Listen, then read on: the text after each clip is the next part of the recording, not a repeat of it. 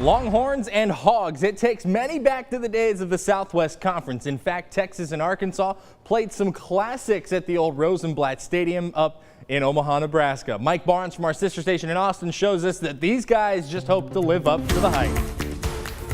Texas begins College World Series play Sunday at 1 o'clock, and it may bring back some old memories. The Horns and the Hogs. Texas against Arkansas, old Southwest Conference foes. They had some great games here in Omaha back in the 80s, but today's players may be oblivious to that. Maybe for adults over 50, they might be. Our players, you know, they want to beat LSU and Florida and Mississippi and could go on and on. Arkansas coach Dave Van Horn was a graduate assistant on the teams Texas played in the College World Series in 1985 and 1987.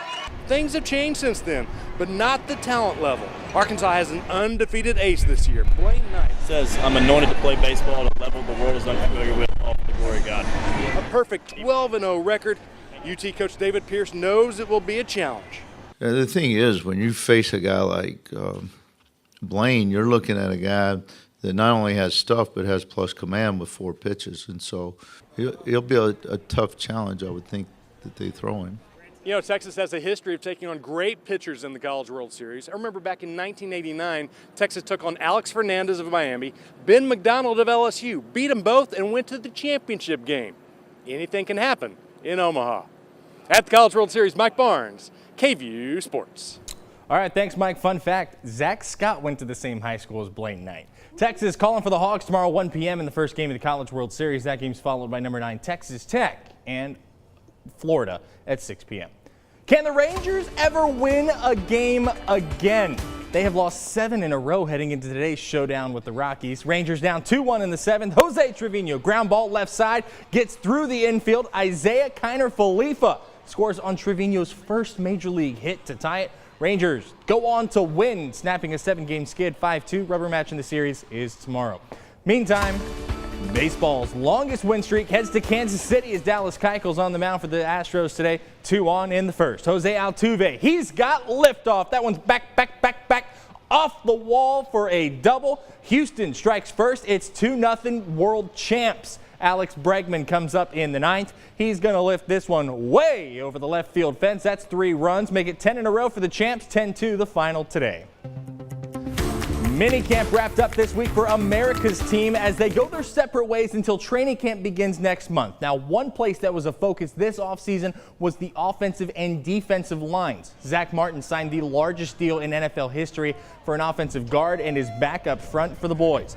Dallas also added 2 offensive linemen in the draft and 4 defensive linemen thanks to free agency. Jason Garrett says he's thrilled to see them all up in Frisco. We do believe that championships are won on the offense and defensive lines. That's where it starts.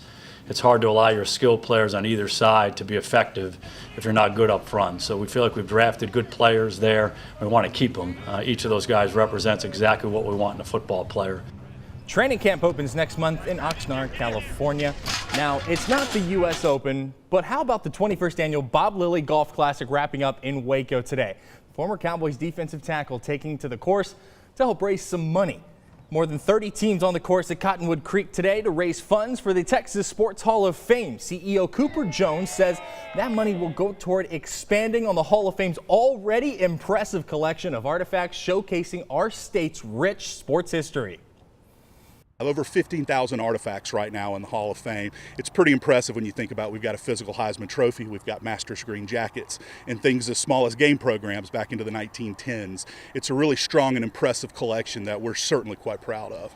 The Texas Sports Hall of Fame is in Waco, near the campus of Baylor University on University Park. If you haven't been, I highly recommend it this summer. I went for work one time. I almost got lost. It's amazing. We'll be right back.